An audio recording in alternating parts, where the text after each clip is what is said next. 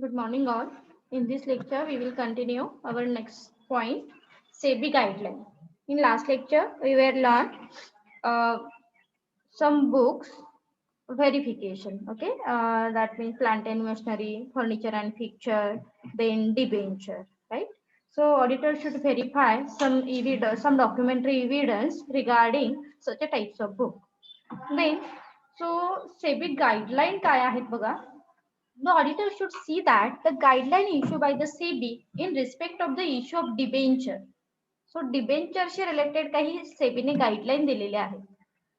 First, fully convertible debenture having conversion period more than 36 months is not permissible unless conversion is made optional. म्हणजे जसं की आपल्याला माहिती आहे डिबेंचरचे काही टाइप्स आहेत कन्व्हर्जेबल नॉन कन्व्हर्जेबल ओके सो जे डिबेंचर आहे त्याचा पिरियड किती आहे हा तुम्हाला चेक करावा लागेल. Then, in case of the non-convertible debenture or partly convertible debenture, credit rating from the credit rating agency is to be obtained before issue if the maturity period exceeds 18 months. So, जसं की म्हणतो आपण credit rating agency give some remark आणि मग त्यावरून आपण त्याची value ही जज करत असतो.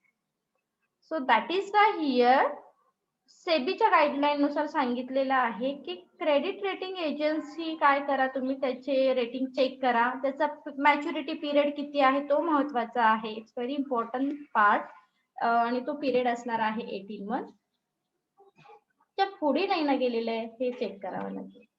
Next in case of issue of debenture with maturity period above 18 month appointed of debenture trustee or creation of debenture redemption each year is much. Okay आणि मग आपण इथे काय करतो तर त्या डिबेंचरचा मॅच्युरिटी पिरियड किती आहे अबाव 18 मंथ्स आहे की बिलो आहे हे चेक करावं लागेल. As well as here auditor should check debenture redemption reason as per the SEBI guideline. Then period of maturity, redemption amount, yield of redemption shall be indicate in the prospectus. आणि prospectus मध्ये ह्या गोष्टी तुम्ही सेबीच्या guideline नुसार बघणं महत्वाचं आहे. Then premium amount at the time of conversion of partly convertible debenture shall be determined and stated in the prospectus. Then while issuing money by way of debenture, the present and prospective debt equity ratio, servicing behavior of existing debenture, payment interest on due date on terms of loan debenture, certificate from financial institution about their no objection for the second charge are to be disclosed. So no objection certificate is also very important thing for verification, right? आणि हे सेबीच्या guideline नुसार तुम्हाला check करणं महत्वाचं असतं. Then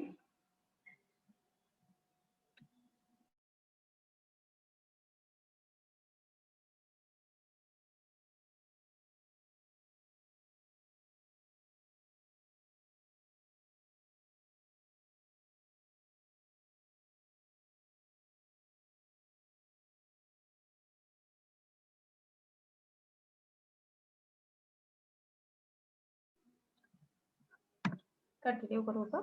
Debenture redemption reserve should be created either in an equal installment for the remaining period of debenture life or the higher amount in profit permit. आणि ह्या सगळ्या गोष्टी तुम्हाला सेबीच्या गाईडलाईन नुसार दॅट मीन्स ऑडिटरला चेक करणं महत्वाचं आहे while verifying the debenture book. Okay. Next verification is contingent liability. Contingent liability can be broadly divided into two types. Those involving a loss and those involving acquisition of asset. Okay. Contingent liability काय केलेली आहे दोन part मध्ये divide केलेली आहे. First is involving losses and involving acquisition of asset. claim made against the concerned in respect of any suit which involve damage to be paid by the concerned subsequently belong to the first category. So such a liability can be verified by the auditor as, मग काय करतो contingent liability जेव्हा तुम्हाला verify करायची आहे, so here auditor should check investment, so examine the investment held by the client and if any of them are partly paid up, make or note for the unpaid amount on such a investment. मग ऑडिटरला काय करावं लागेल, examine the investment held by the client, client in the sense company, कंपनीच्या ज्या काही investment आहेत ह्या examine कराव्या लागतात. And if any of them are partly paid up, make a note of the unpaid amount of such investment, आणि काही unpaid amount जर असतील तर ते इथे नोट करेल auditor. Next is a confirmation.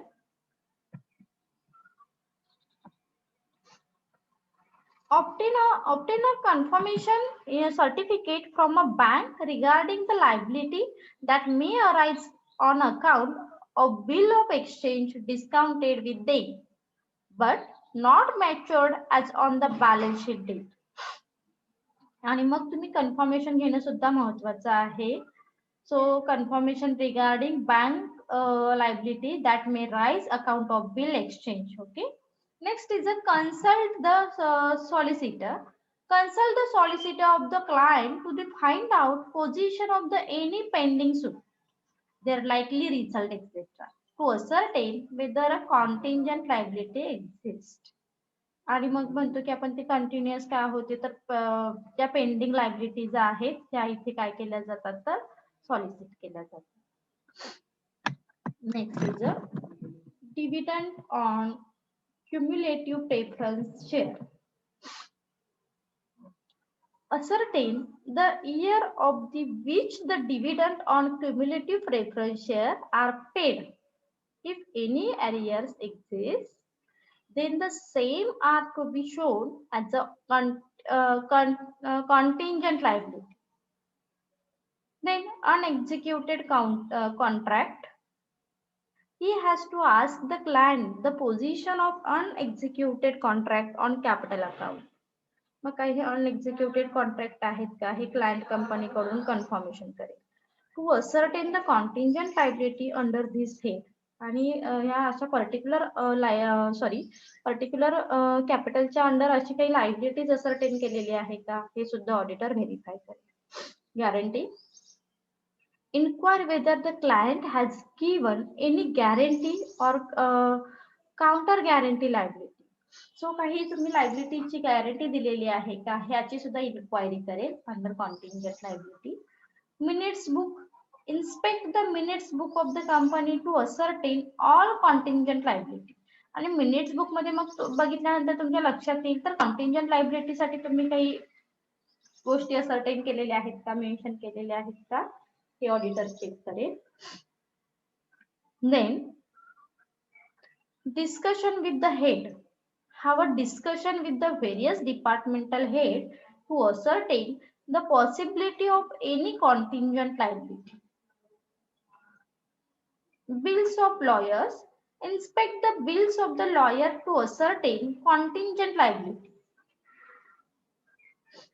So इथे ऑडिटर काय करेल, बिल्स ऑफ लॉयर च्या अंडर चेक करेल. So inspect the bills of lawyer as ascertain the contingent liability. And last point is a written statement is very must, जे की तुम्ही verification साठी as a proof म्हणून use करू शकता. So obtain a return statement from the responsible officer of the company that all know the liability are provided for and contingent liability are disclosed. Obtain a written statement from the company legal advisor regarding pending legal suit. आणि ज्या काही ह्या pending liabilities आहेत, pending legal सूट आहे, त्याच्यासाठी तुम्ही return information काही mention केलेली आहेत का, रिटर्न स्टेटमेंट काही मेंटेन केलेलं आहे का हे सुद्धा ऑडिटर चेक करेल. The auditor should keep in the mind the provision of auditing section 4 while auditing the contingent liability.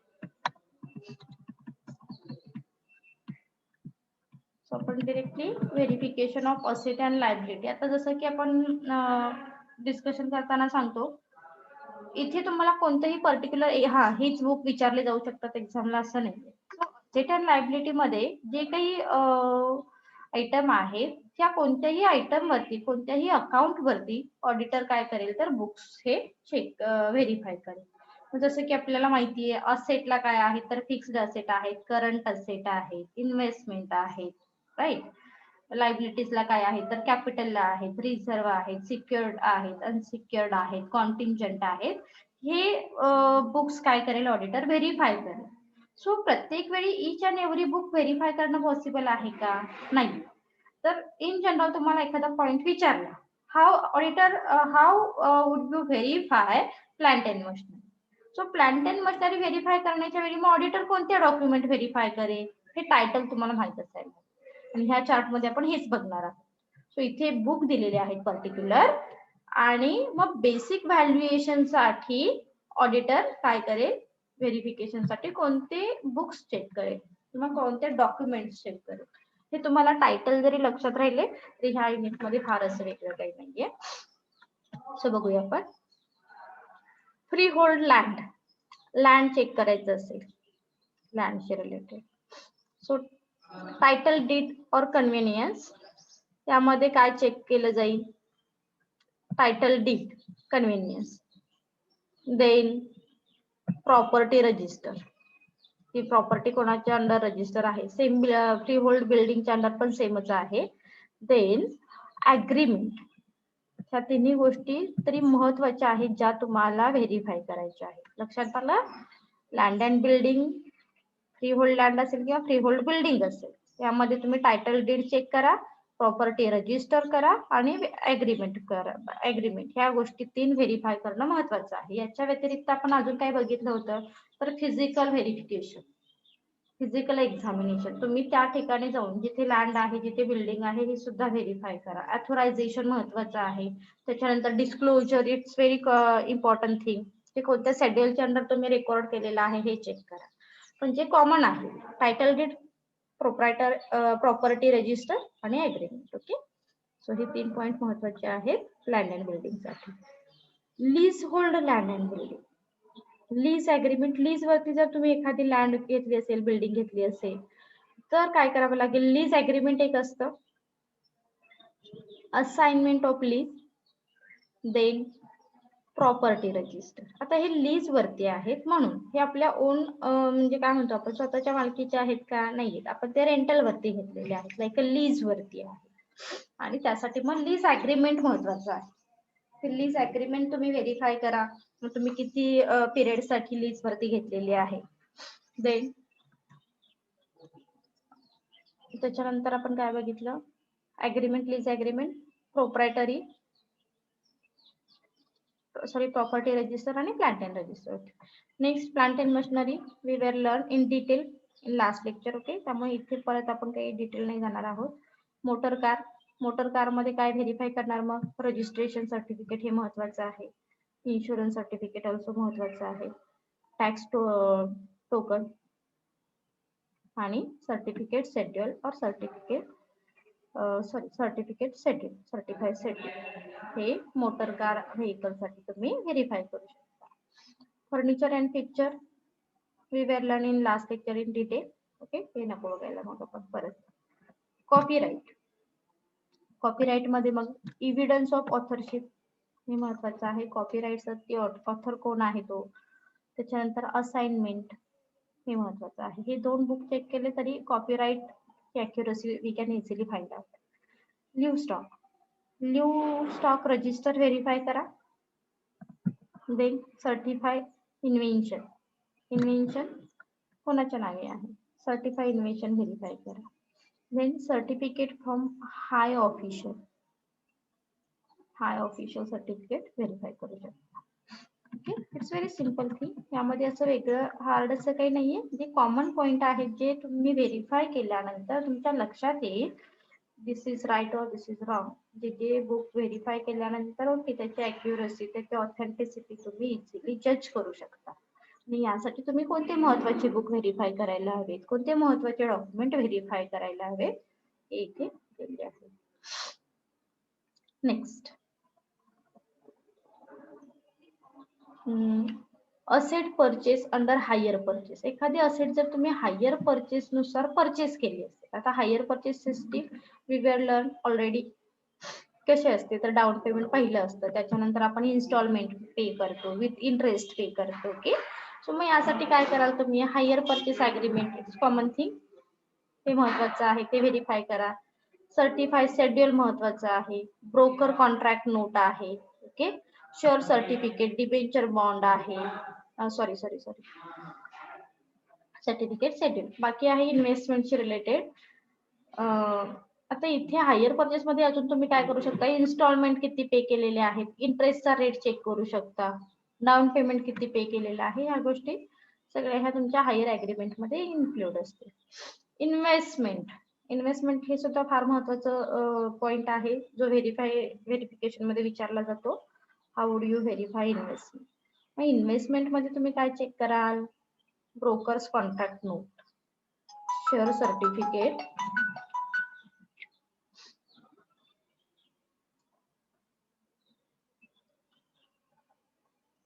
Certificate, debenture bond, allotment letters, letter of rights and bonus share offer. Okay, ह्या गोष्टी तुम्ही काय करू शकता, verify.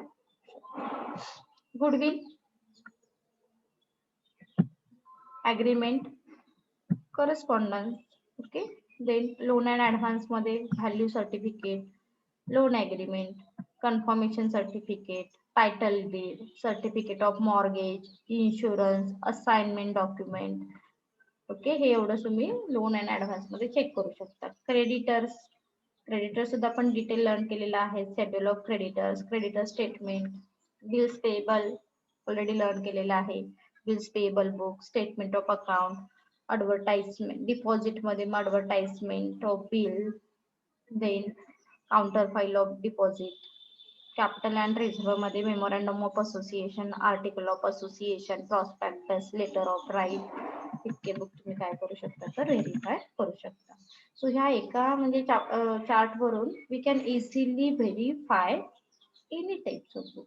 जे महत्वाचे आहे, common thing आहे की एखादं बुक व्हेरीफाय करण्यासाठी त्याच्याशी रिलेटेड इम्पॉर्टंट इव्हिडन्स कोणते असू शकतात, हे व्हेरीफाय करणं. मग त्याचा काही जर फिजिकल एक्झिस्टन्स असेल तर तो व्हेरीफाय करणं, ॲथोरायझेशन करणं. Okay, so this all about verification. इथे आपला युनिट हा कम्प्लीट झालेला आहे. थँक्यू. जर काही डाऊट असेल तर तुम्ही मला कमेंट सेक्शन मध्ये विचारलं तरी चालेल.